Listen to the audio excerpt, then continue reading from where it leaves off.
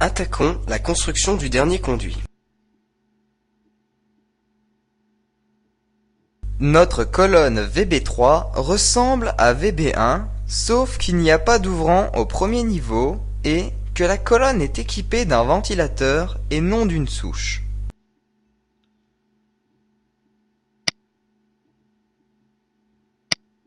Dupliquez VB1 et renommez le conduit VB3.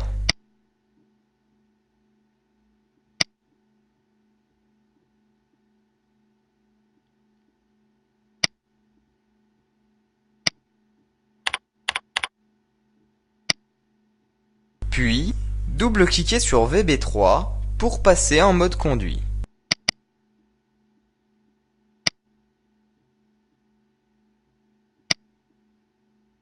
Avant de choisir les volets et le ventilateur, rappelons que l'amenée d'air desservie par un ventilateur doit correspondre à 60% du débit extrait, ce qui n'est pas calculé par Conceptor Désenfumage.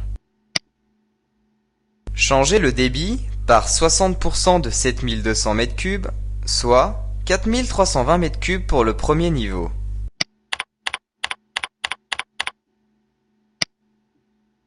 Choisissez un volet de 350 par 800 avec de faibles pertes de charge.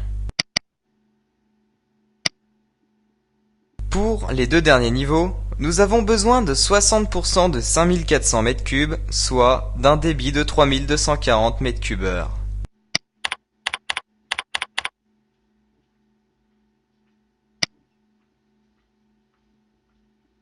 Choisissez des volets avec de faibles pertes de charge.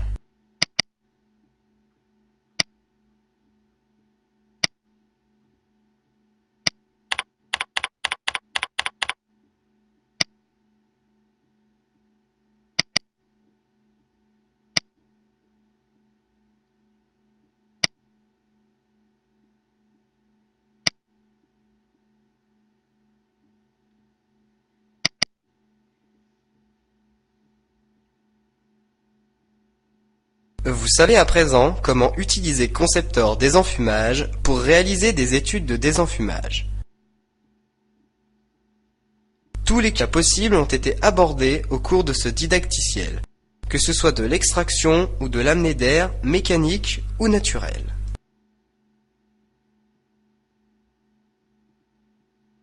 Maintenant que l'étude est entièrement saisie, imprimons-la en plan. Cliquez sur l'onglet Organisation conduit. Dans le tableau de gauche, vous retrouvez les conduits que nous avons précédemment créés. Les flèches rouges symbolisant les extractions d'air et les bleus les amenées d'air. Vous pouvez ajouter, dans l'ordre de votre choix, les conduits qui apparaîtront sur le plan en cliquant sur le nom du conduit puis sur le bouton Ajouter. A l'inverse, on peut enlever un conduit qui apparaît sur le plan en le sélectionnant puis en cliquant sur le bouton Enlever. Le conduit retourne ainsi dans le tableau de gauche. Ici, nous garderons l'ordre dans lequel nous avons construit les conduits. Cliquez donc sur Tout ajouter. Puis, cliquez sur Imprimer les conduits dans cet ordre.